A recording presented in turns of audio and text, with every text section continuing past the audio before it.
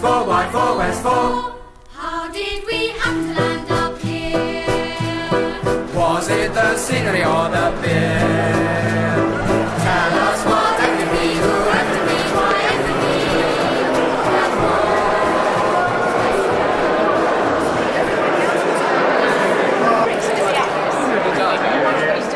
Hello, Rick. Hello, Rick. Professional photographer at us here. Gotta get the please, Okay, you spoke to my agent. What's that? You spoke to my agent. Do we have to pay you artistic? £6. I Do the feeding?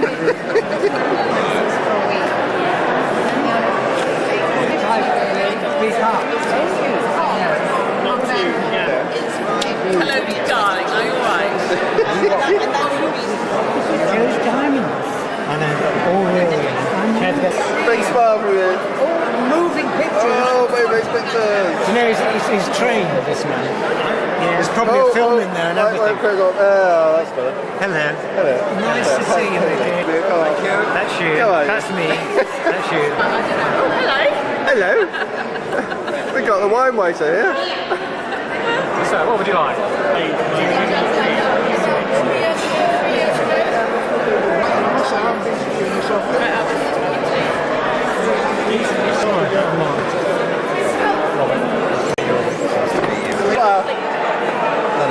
I'm absolutely hopeless like that as well.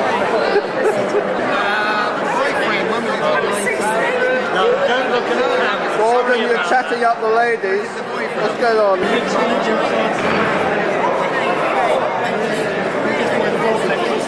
There we go. Would you like my bit of dried bacon? That's right. Come on. Don't get so serious. You want me passing my bacon over? Also, yeah. I've got my glass. You have glasses? Come on, show us. For goodness. You can recognize people. Recognize people. I can recognise you, yeah. I can recognise you. Probably not a face, just a voice. Are you enjoying yourself at this third Westfall gathering? Of course, it's lovely to see I don't all know the these sounds on it, faces I just hope together. it is. It's lovely to see Sorry. I can't open it. Okay, now I'll try to read this without my glasses, without anyone. Well, by the way, I have a very attractive lady here waiting to catch me if I do I'm so sorry to be a bore. I will put my glasses on. I know it'll muck up all the photos, but never mind. Hello, boys and girls. Yeah. Are you sitting comfortably? This would have been your cue to say, hello, Uncle Jeffy. But I was, oh no, here we are. As by now must be obvious, I've always found starting a speech is the hardest thing, and ending one is almost as difficult. Come to think about it, the bit in the middle hasn't been that easy either. Keep laughing. Hold on, I've got to get it into focus. Someone said to me recently, why is it always you and Tony Nichols who make the speeches at anniversary dinners?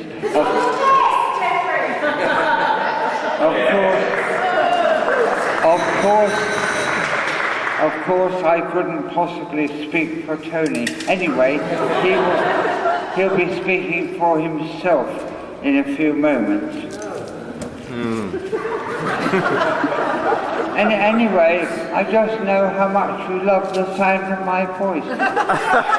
Almost as much as I do. Not that funny, is it? To me... No, that's the wrong page. To me, the important thing is this. When it's all over and you can go away privately and say you had a good time, that's all that really matters. At this point, I'd like to say a few words about this magnificent building and our patron, the Duke of Northumberland. The great conservatory, this great conservatory has been described as the crowning glory of Syon Park Gardens. The great conservatory was commissioned by the third Duke in 1826. See the blue sign on the wall somewhere? Yeah. Anyway, I thought I'd mention that. You'd like to know that, wouldn't you? It's made of gun metal. Don't know whose guns they are. Bath stone, and as you can see, lots and lots of glass. Wait a minute. Oh, yes, here we are. Can't see it. It was this building which inspired Joseph Paxton. So you're right, the person who said earlier to me, Paxton, in the designs for the Crystal Palace. Okay, history lesson now over. Press on a bit further. I'm sure it will come as no surprise to you when I tell you that we had to take out a public liability insurance of $5 million for this evening, and even that would not be enough to rebuild the great conservatory. So please be very careful. No boisterous games. No, can't read it. No heavy breathing. No getting up to naughty. Unless it's in the garden outside, of course. And no over-imbibing. Oh well, that's me done for, isn't it? 3 Dukes of Northumberland have kindly agreed to be TW4's patron, and in their different ways, they have all been very supportive. Can you still hear me? In fact, we're here this evening only because the current Duke has been very generous to us. I wonder whose brilliant idea it was 30 years or so ago to ask the then Duke to be our patron. Waiting for an answer. Jeffrey! I can't believe it, but this is the 6th time I have organised a TW4 anniversary dinner.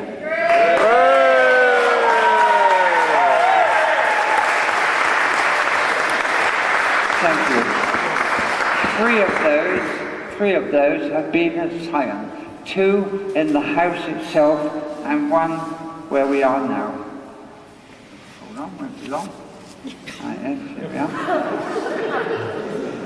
Tony Nichols said to me recently, "Well done on arranging the 45th at Syon, Jeff, but where on earth will you do the 50th?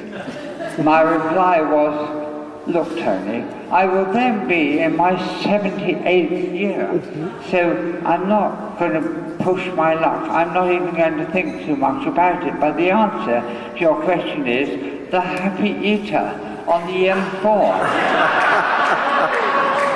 It'll be much cheaper, and the car parking is so good there. Thank you all very much.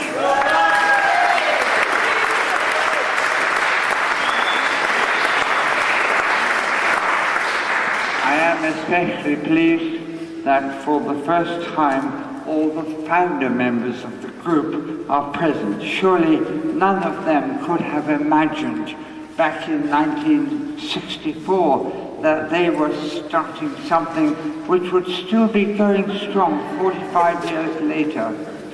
Hold on, the pillar's moving again. I don't know if it's appropriate. I suggest a round of applause for them. Hooray!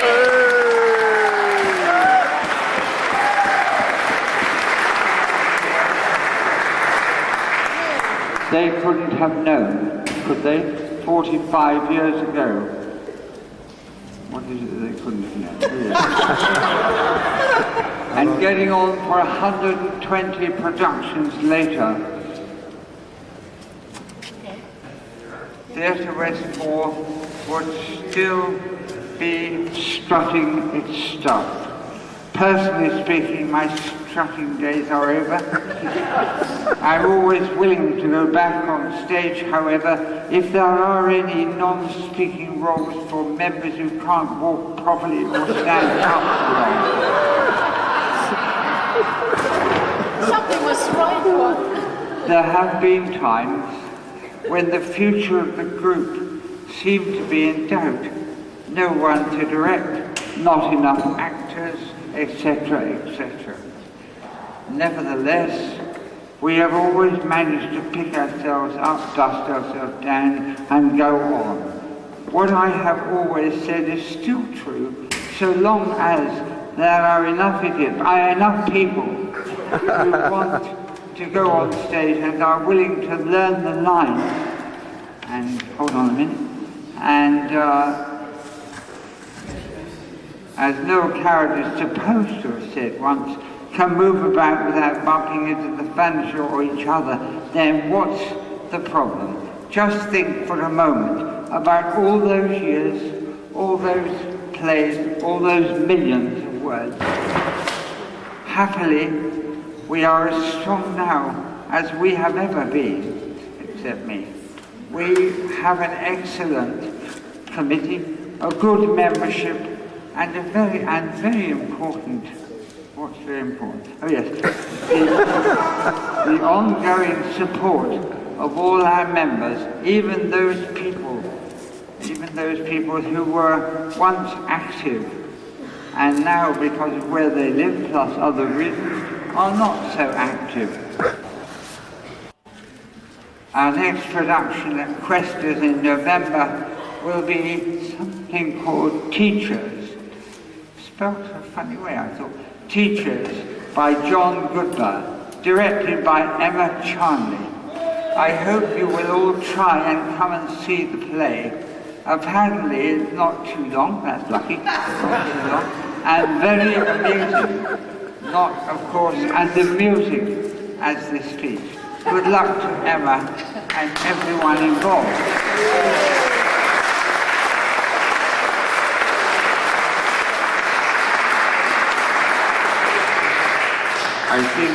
I think that's it, folks. Thank you for your kind attention, and thank you for the thunderous applause. Ladies and gentlemen, please stand up and drink the toast with me if I had a glass. Theatre Westfall.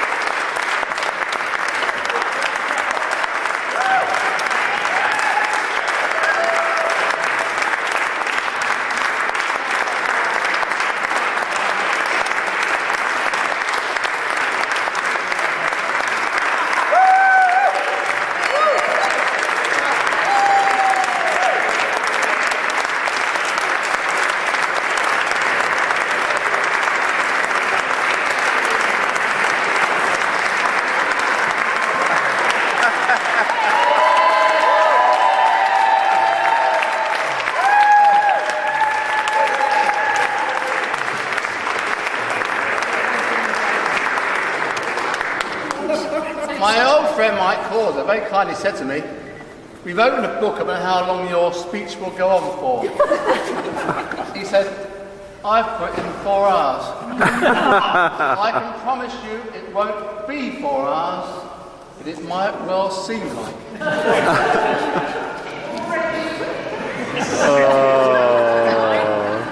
Thank you, Debbie. The exit is over there. Why the 45th anniversary? Well, Jeff has already touched upon that, I think. He obviously thought that either he or I wouldn't still be here at the 50th. Have you noticed, it always seems to be something's anniversary. I mean, listen to the proms. Mendelssohn was born 200 years ago. Television this week. The anniversary of the commencement of the Second World War was 7 years ago. I said bloody Sept.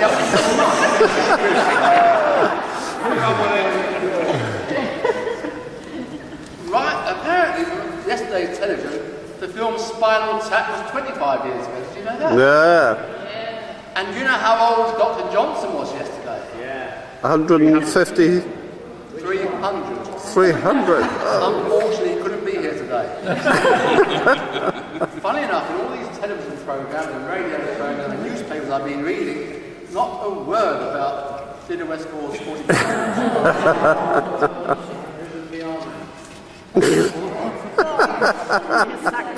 The guides are 100 today, I'm told, but you can tell my artwork, but there wasn't the S on Nicholas.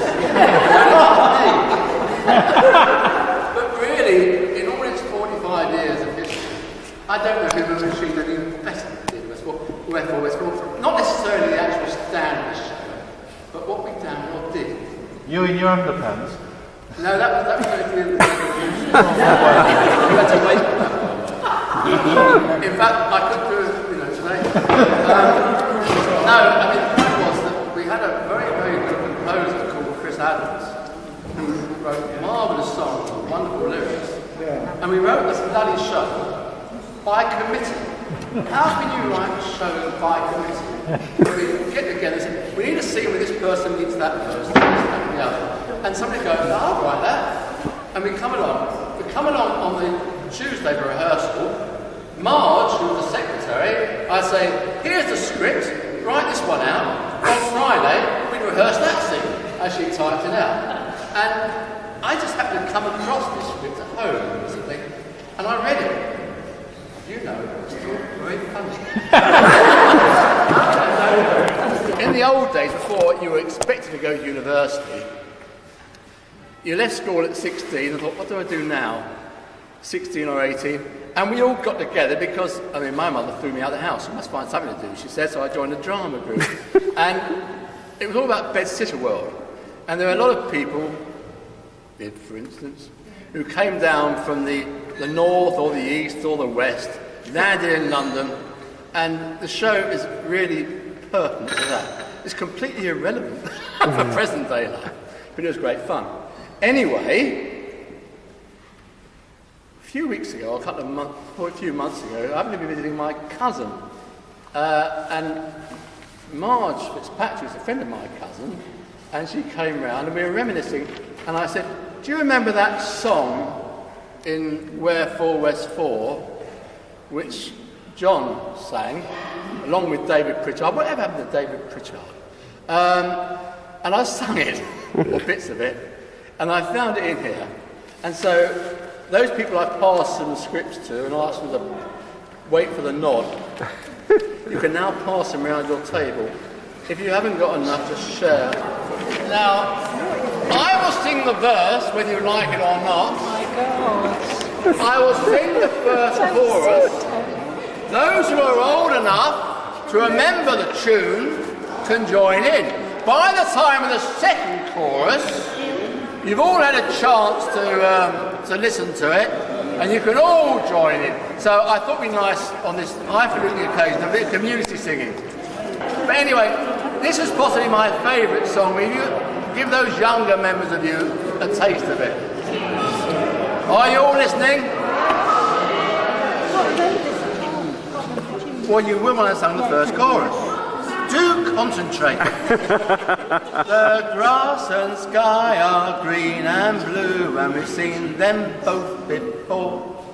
But somewhere in between the two, there is something new that you can't ignore.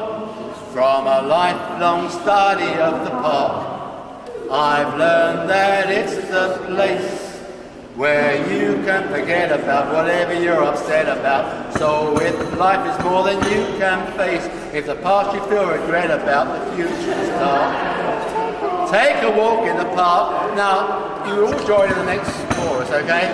From a lifelong study of the tree, I'll tell you what I found. The tree doesn't care about the things that make you care about. He's quite happy in a hole in the ground. So if you're in despair about your destiny, take a look at the tree.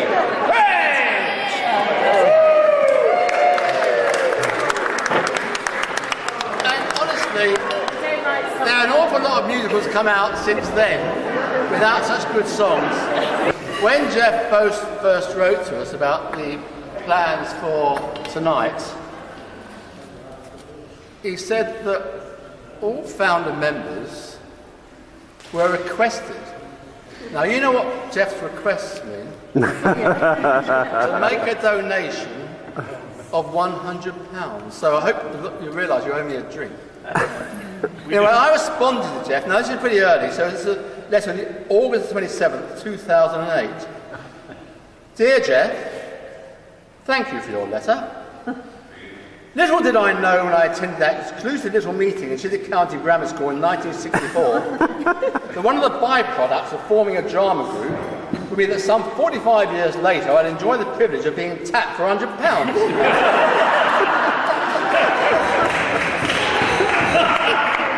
Had I known, I would have probably have excused myself, left the room and joined the House of Arts.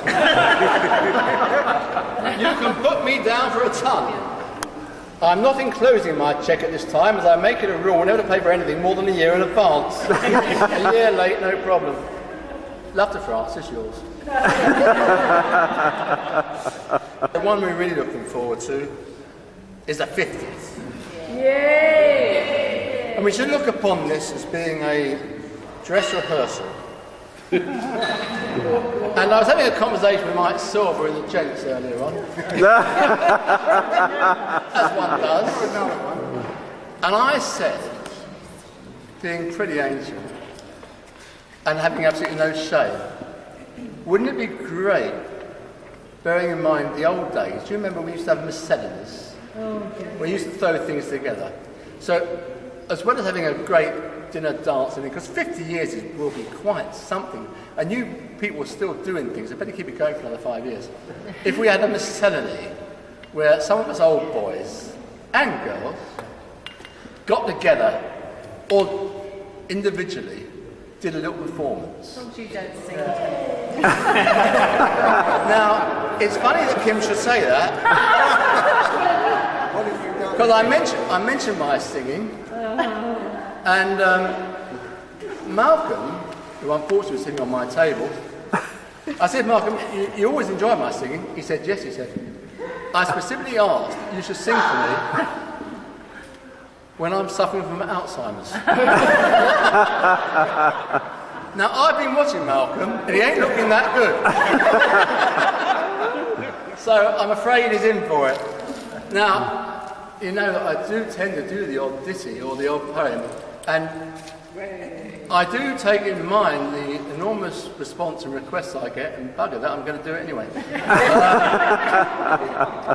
Now, I thought I would put, it says 45 years, what does that mean? It means we started, I think Jeff mentioned in his speech, in 1964.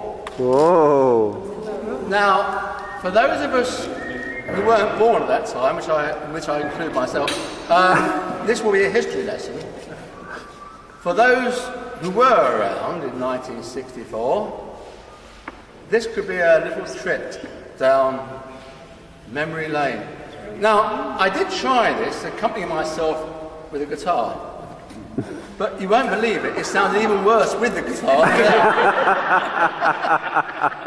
I'm going to sing it unaccompanied, which means you can, if you like, piss off. Now, do you know what I mean? Anyway, I warn you, I do go off key every now and then. You won't believe that, would you? And sometimes sing in the middle late when I should be singing the verse. But it goes something like this. Oh yeah, you remember Sherry Blair? Yeah. Do you remember how she embarrassed her husband and the whole nation? Yeah. When she sang a certain song? Yeah. Now, I revere Sherry Blair. I mean, she is one of my great heroines. I list her along with Mara Hindley and the juicer.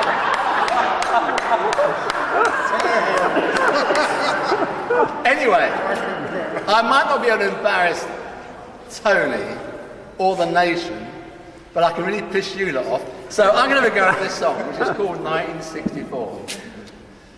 We were so young with scarcely a care, those many years ago. Do you recollect the headlines of the day? Who they're about and what did they say? So grab your hat and just come with me. We'll go on a tour.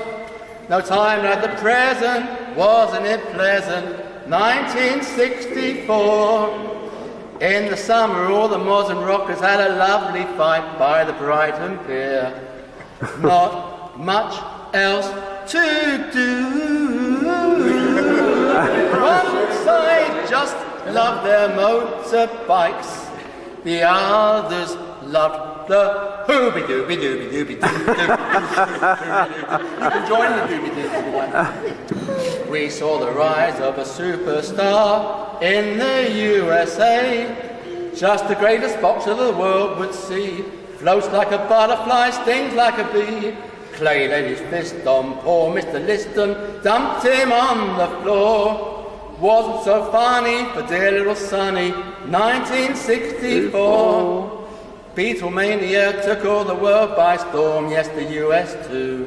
John Ringo, George and Paul. The Searchers, Stones and the Animals.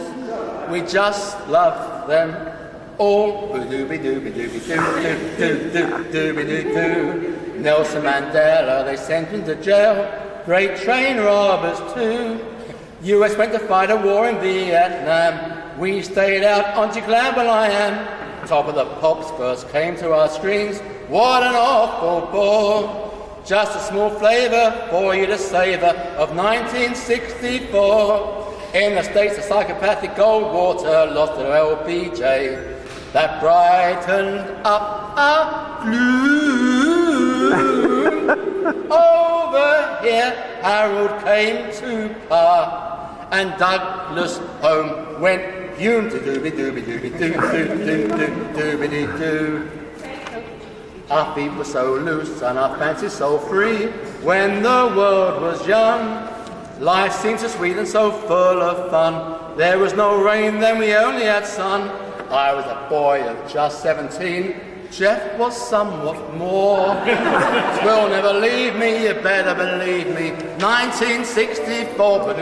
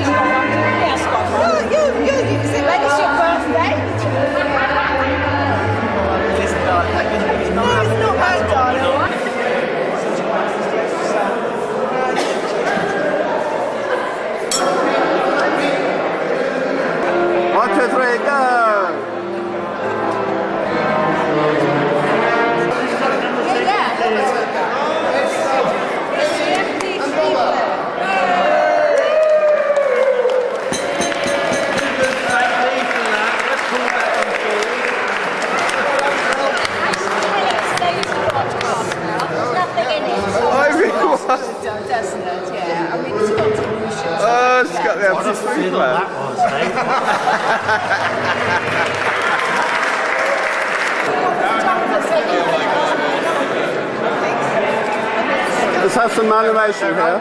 Animation here. Come on.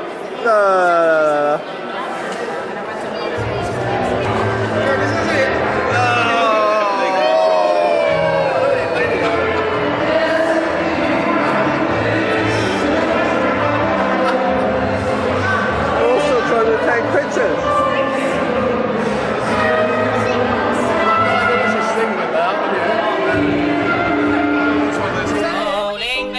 men should stay at home. It's most unwise to move. They ought to stay where things are done the way they ought to be. They say that travel opens your eyes, but what's it going to prove? It's only now I realise how much England means to me. The plumbers don't know how to put an S-bend in a drain. Ain't it wonderful? Ain't it wonderful? The water runs away, but all the smell comes back again. Ain't it wonderful to be English? The gastronomic habits make it dangerous to dine. Ain't it wonderful? Ain't it wonderful? The water's filthy, so instead they rob their cups with wine. Ain't it wonderful to be English? If I should die, think only this of me. She might have revived, she might have survived if they'd given her a decent cup of tea. A cup of tea.